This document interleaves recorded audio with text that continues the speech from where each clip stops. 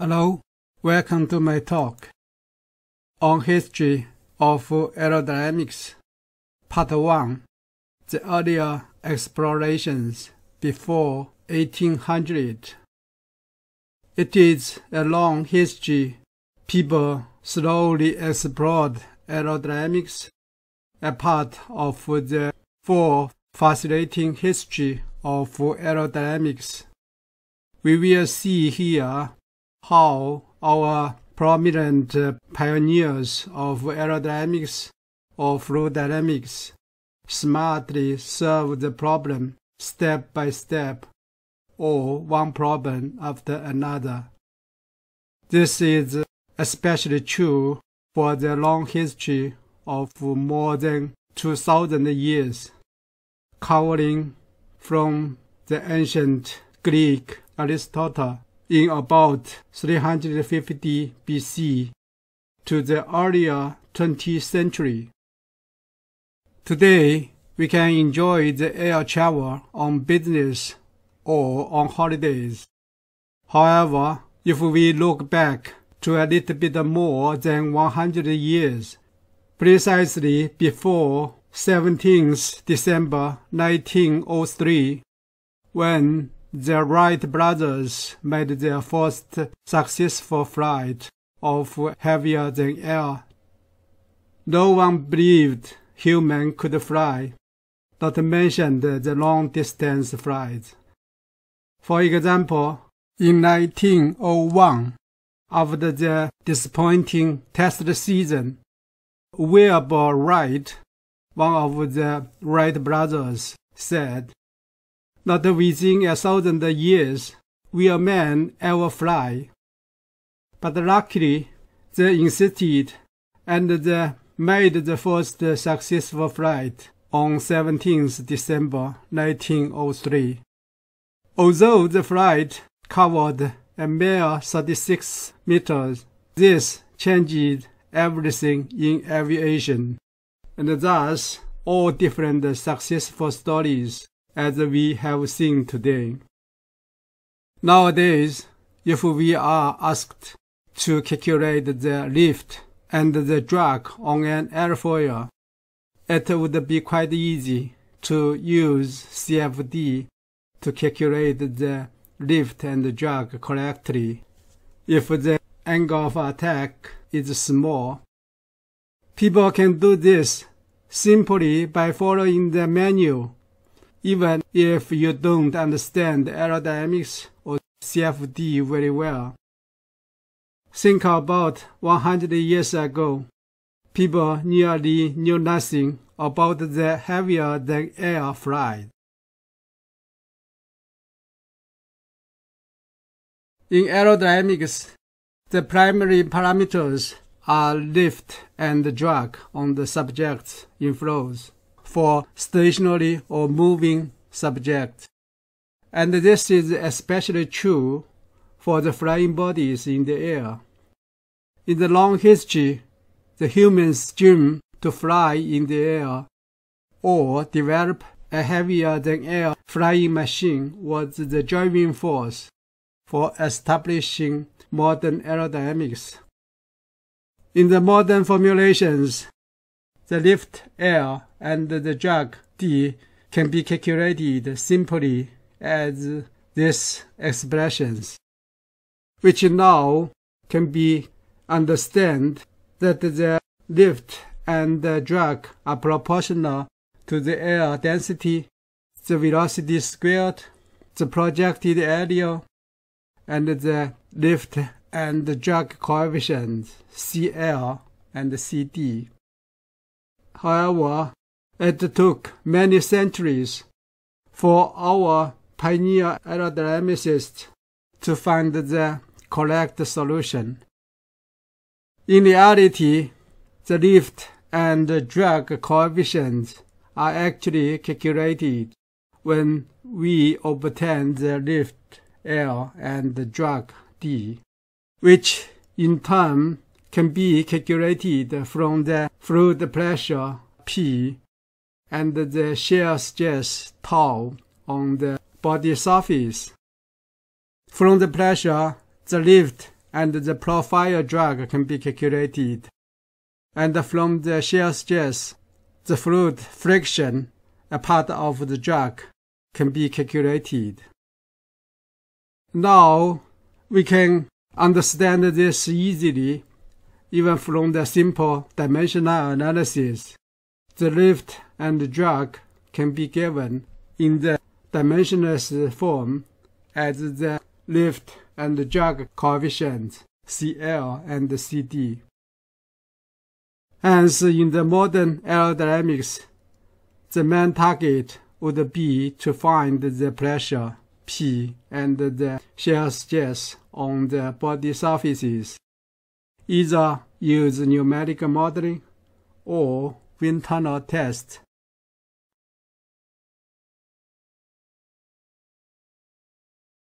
Let's start from Aristotle, the Greek philosopher and polymath during the classic period in ancient Greece. Aristotle made many contributions in different areas, including physics, biology, zoology, metaphysics, logic, ethics, aesthetics, poetry, theater, music, rhetoric, psychology, linguistics, economics, politics, and government. Aristotle's contributions to aerodynamics or fluid dynamics include: he described the fluids, including air or water, as a continuum.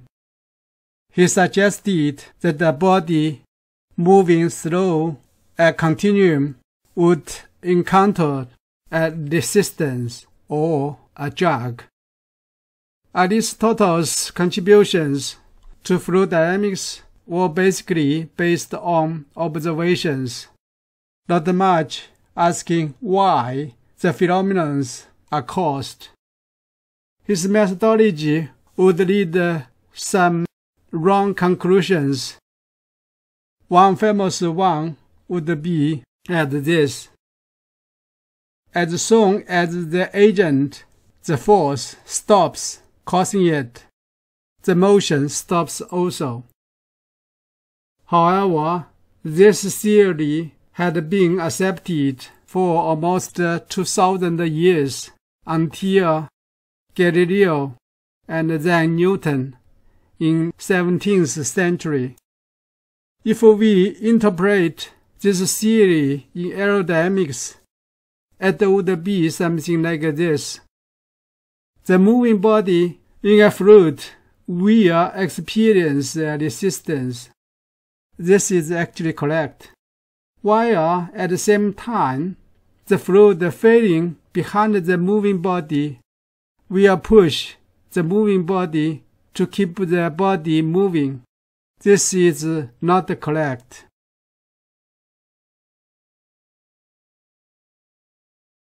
Archimedes is a Greek mathematician, physicist, astronomer, engineer, and inventor. He made so many contributions in different areas, and he even employed the method very similar to modern calculus to very accurately calculate pi. Here, we talk about his contributions in aerodynamics or fluid dynamics. The most famous one would be the Archimedes principle, or the law of buoyancy. A body immersed in a fluid experiences a buoyant force equal to the weight of the fluid it displaces. We can easily see this law of buoyancy is for the free-floating structures, but it is also applicable for flying balloons. Other contributions to aerodynamics or fluid dynamics based on the reference here. This is a very important reference for this talk. Archimedes treated the fluid as a continuum mathematically, thus reinforced and applied the continuum concept by Aristotle 100 years earlier. Archimedes had a nearly correct conception of pressure.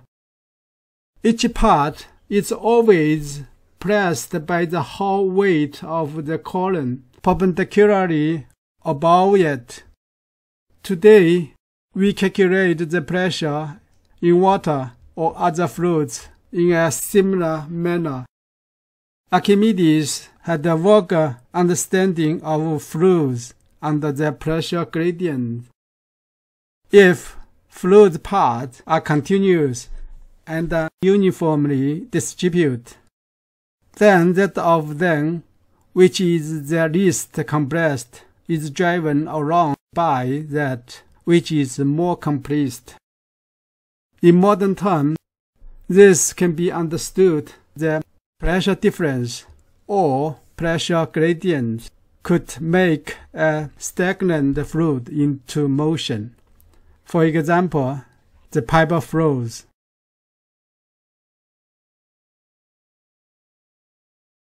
Da Vinci was an Italian polymath who made his important contributions in so many different areas: painting, drawing, sculpting, architecture, mathematics, science, astronomy, geology, engineering, literature, writing, history, music, and invention. But here we talk about his contributions to aerodynamics. Based on their reference, although less known, Da Vinci made the important contributions to aerodynamics or fluid dynamics in the following aspects. He stated the law of continuity, as seen here. The mass past the section A1 would be same as the mass past the section A2 given by this equation. So this is the basic principle as the mass conservation. He observed and drew various flow patterns, which essentially represented the initial contributions to the experiment aerodynamics, and he also used the Italian word first time turbulenza to describe the turbulent flow. He proposed the wind-tunnel principle. He made the statement that the air resistance or drag is directly proportional to the area of the body. That is, drag is proportional to the area of the body S. So this is the principle he proposed for the parachute, a very similar form as the modern parachute. And he also introduced the concept of streamlined body for reducing the drag.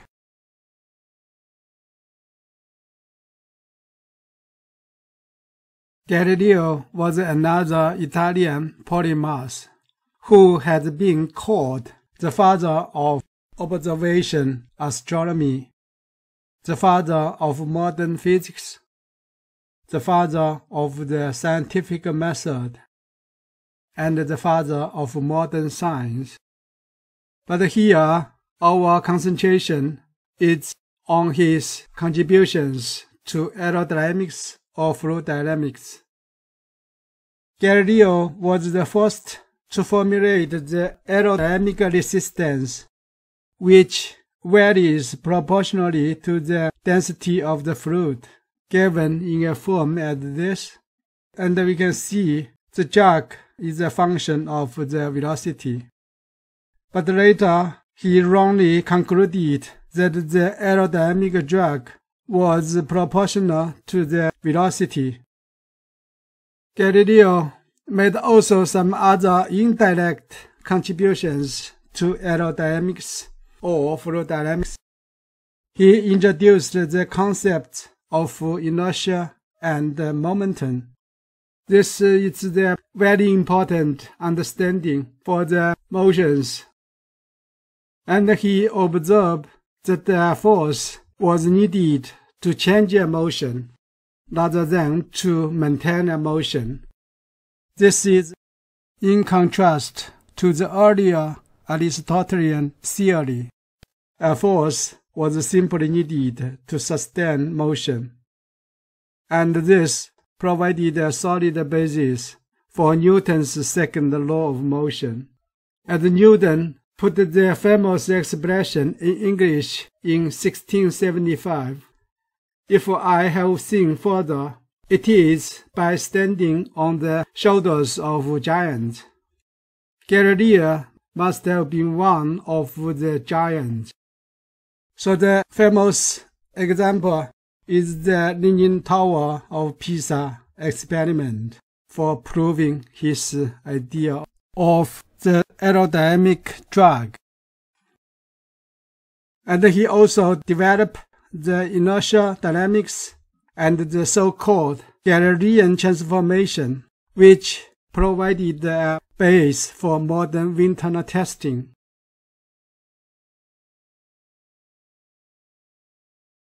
Between Galileo and Newton, there were some interesting events for understanding pressure, including the atmospheric pressure and the basic feature of pressure.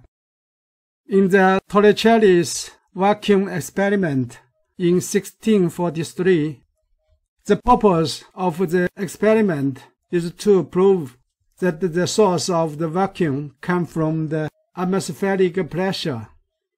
So he filled the tube fully with mercury, and then he laid the tube upside down to a bowl filled with mercury, and the mercury in the tube fell down so to create a volume on the top of the tube here, such that Torricelli would be the first to create a vacuum in a closed tube. And based on the height of the mercury, regardless whether the tube is vertical or not, the vertical height of the mercury above the mercury in the bowl is always 760 mm Hg, which is the height we can calculate the atmospheric pressure, equivalent to 101,360 pascals, very accurate to today's measurements or calculations. The second example is the Pascal's barrel experiment in 1646. See the picture. In the experiment, a long vertical tube was inserted into the barrel, and when the water was poured through the tube, the increased hydrostatic pressure could cause the barrel to burst. I saw this picture in my physics book when I was in the secondary school, but in fact, there's no historic record to show Pascal actually performed such an experiment. Regardless whether Pascal actually did it, the experiment showed the fact the hydrostatic pressure is proportional to the water height, not the fluid weight above it, as Archimedes claimed. Pascal made other important contribution to understand the fluid pressure, and earned his name as the standard unit, SI unit for pressure, pascals. Another important contribution is the Pascal's principle. A pressure change at any point is confined in incompressible flow is transmitted throughout the fluid, such that the same change occurs everywhere. This is the principle for the hydraulic jack. Using this hydraulic jack, we can slowly and easily lift a car.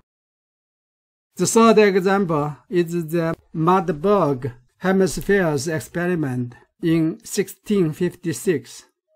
The hemisphere has a diameter of about 50 centimeters, and they could make a sphere and was held together by taking the air out, a vacuum inside the sphere. In the experiment, 16 horses, 8 horses on each side, to pull the sphere, but not separated it. See the picture. Based on the calculation, the atmospheric pressure could apply about 20,000 Newton to hold the hemispheres together.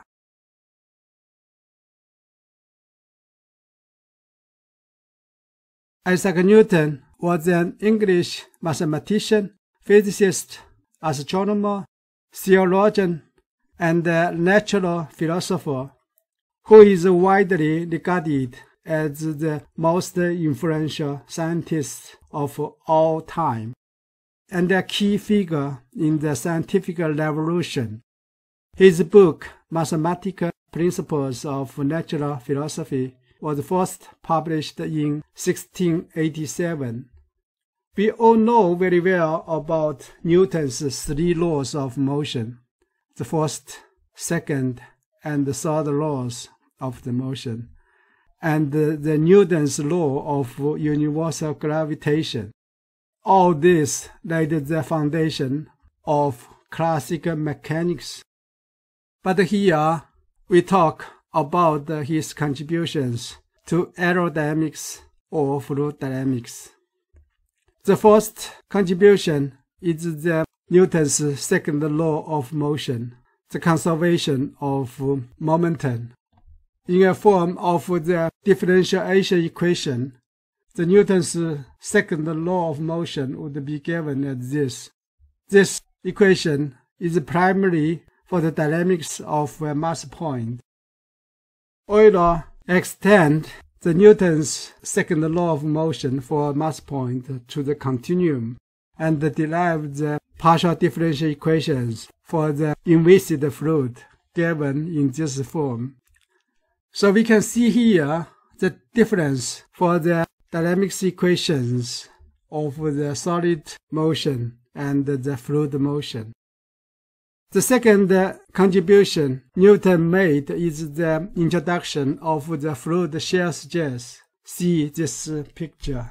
The fluid shear stress tau 1,2 in here given by this equation. Here mu is the fluid viscosity and this is the velocity gradient. And this expression is important because it provides a formula for the fluid viscous force. And in the final form of the fluid dynamic equation, the Navier-Stokes equation, this expression has been used for including the viscous force into the fluid dynamic equation. And based on this equation, we can also obtain an expression for the fluid viscosity. In fact, this formulation provides the fundamental equation for defining the fluid viscosity, or a method for measuring the fluid viscosity. The third contribution is Newton first theoretically verified the fluid drag is proportional to the velocity squared, given as this. And according to the reference, Newton's another contribution is the Newton's sine squared law. And this law has found an application in modern aerodynamics in the hypersonic flows. This is an amazing coincidence, since in Newton's time, hypersonic flows were impossible.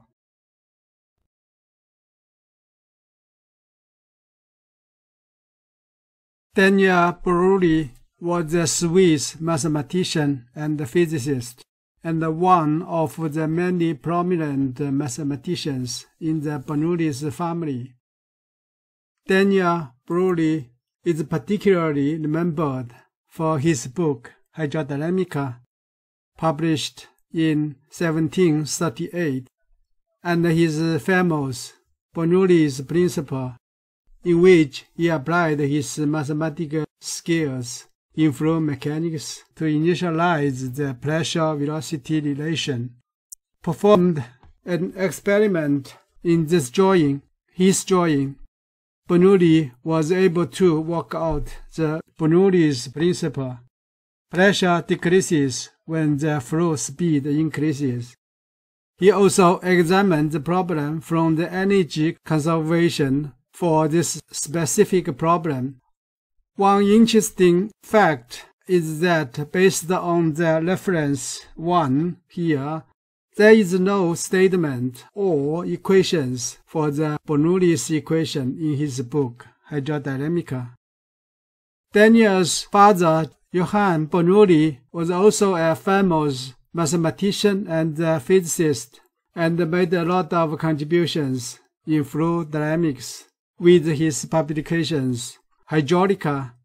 Based on the reference 2 here, Johann Bernoulli, the father, actually derived a more general solution to the Bernoulli's principle for unsteady quasi-one-dimensional flows. But the generalized Bernoulli's equation was derived by Euler in 1762. So in this regard, Bernoulli's equation should be credited to both Bernoulli's father and son.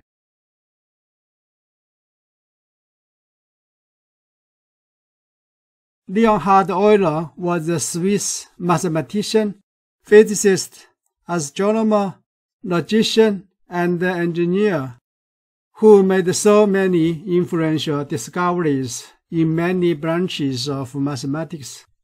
He is also well known for his work in mechanics, fluid dynamics, optics, and music theory.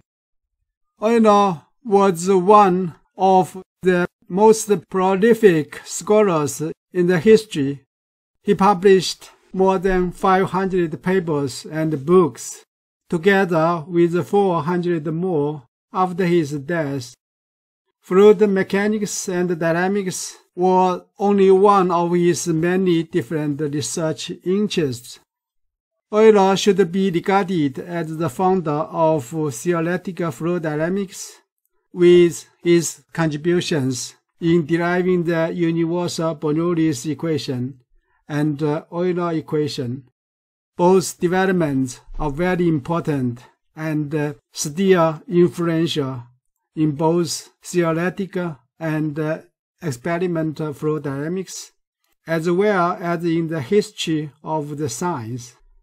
Euler equation unifies all the mechanics of fluids to a single point and laid the foundation for the establishment of the four fluid dynamic equation.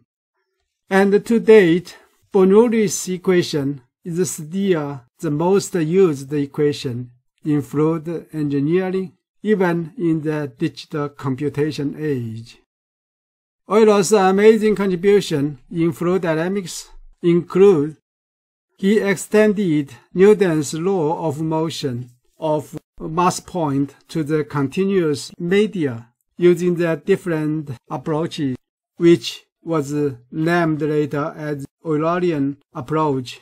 The corresponding one is the Lagrangian approach, which is more for describing the motion of solids and occasionally for fluids. Euler formally employed the special derivative, the substantial derivative, for fluid dynamics equation. He separated the force acting on a fluid element to body surface, for example, the fluid gravitational force, and the surface force, for his application, the force due to the fluid pressure. Based on Euler's equation, the four fluid dynamic equation was derived by Levier, Stokes, and some others by basically including the fluid viscous force into Euler's equation. But the concept of the substantial derivative the body and the surface forces are all based on the same principle as those Euler used in deriving Euler's equation. The four-fluid dynamic equation is now called Navier-Stokes equation. Euler's contribution was not credited in here. The second important contribution is Euler actually derived the generalized Bernoulli's equation in 1752. Although Bernoulli's father and son, Johann and Dania, worked out the Bernoulli's principle and Bernoulli's equation based on the energy conservation for their specific problems. But Euler's Bernoulli's equation is for all generalized cases. It remains a mystery why this equation was named as Bernoulli's equation, while the much more important contribution from Euler was not credited. The third contribution, according to the reference, is that Euler was the first researcher to recognize the fluid pressure is a strictly point property calculated in this formula. And this expression is employed when he derived Euler equation in including the surface force from the fluid pressure.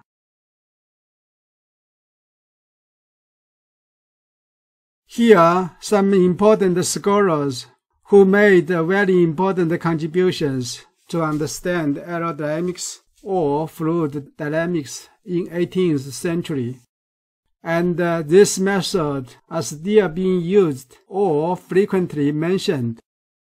In 1744, the statement of the Lambert paradox is proposed.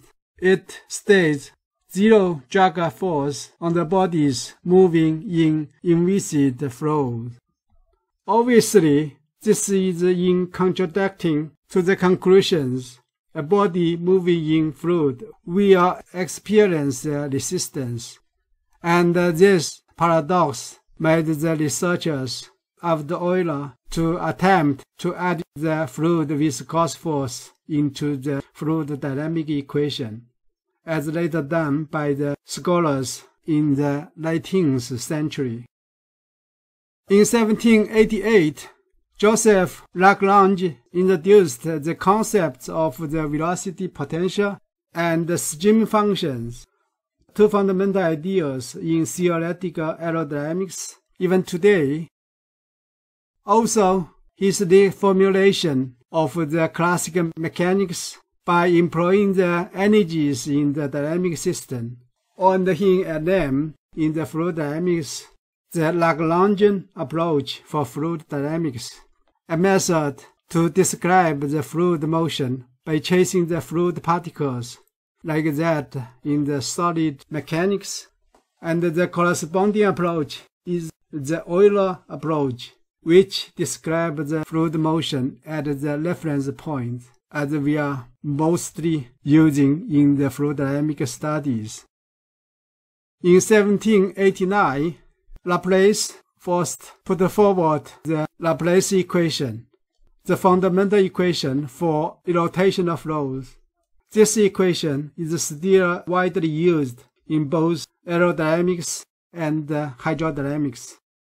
In addition, Laplace correctly calculated the speed of sound in air.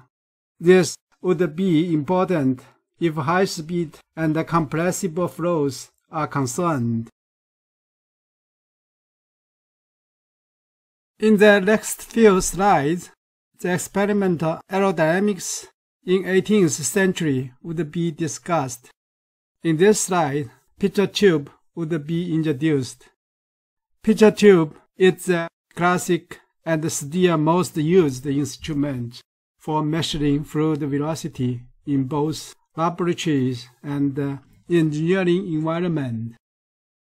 See the figures, the Pitot tubes on the aeroplane to measure the airflow. Even now, some advanced flow velocity measurements, including those non-intrusive measurement method. LDV, laser Doppler velocimetry, PIV, particle image velocimetry, etc. But all these advanced measurements need to be done in the well-conditioned laboratory. And this is the actual Pitot tube used on the airplane to measure the airflow. In here, I will introduce the very interesting story for the Pitot tube. In 1732, only Pitot invented Pitot tube, which could be used for measuring the flow speed.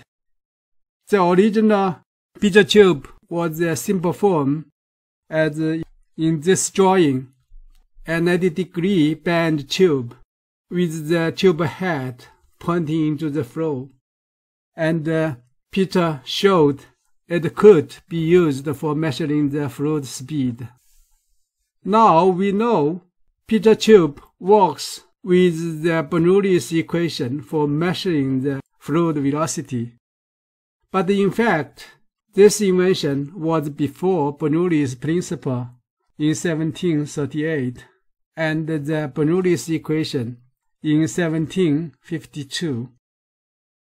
From 1856, only Darcy worked to improve Pitot tube to a form very similar to the modern Pitot tubes, something like this, but the exact principle was not built then.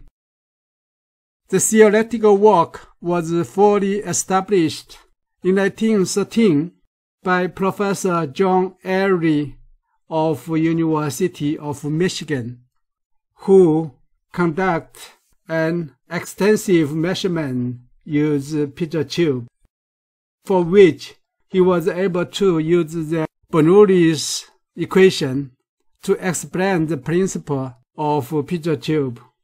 In principle, the Pitot tube could measure the total pressure P1 here at the head of the tube, and the static pressure P0 here at the side of the tube. The difference between the total pressure and the static pressure can be used to calculate the fluid velocity based on the Bernoulli's equation. Details can be found in many textbooks, or you can watch my talk on Euler equation.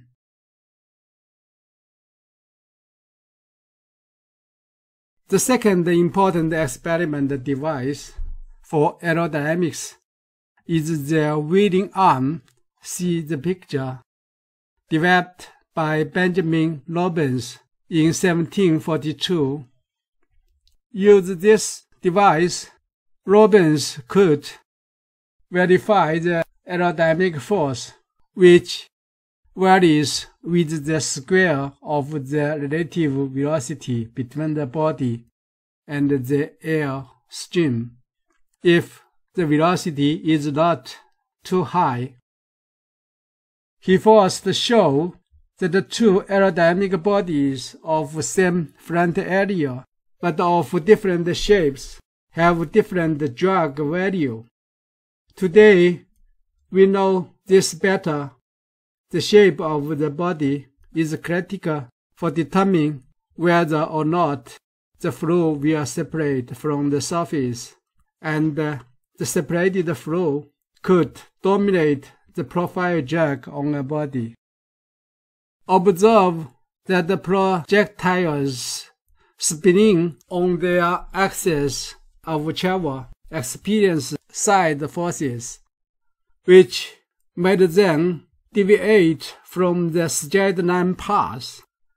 Today we know this as the Magnus effect, and this is the principle for the spinning balls could curve in sports. And he first reported the large increase in drag associated with the speeds near the speed of sound. In today's terminology, it is called transonic drag rise. It is indeed amazing that the transonic drag rise was observed as early as in 1700s. For this discovery, Benjamin Lobes can be regarded as a prominent aerodynamicist in the history of aerodynamics.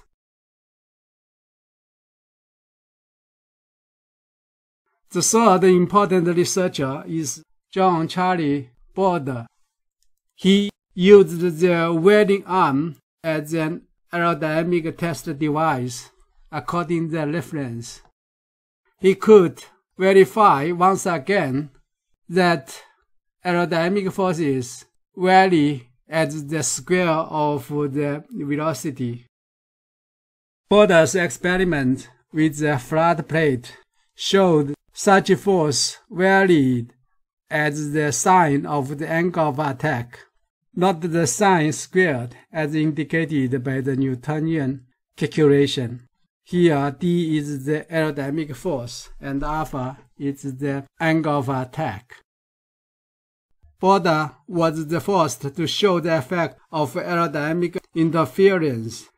He put two spheres close together on the whirling arm and found the total drag was different from the sum of the individual drag value for the two spheres tested separately.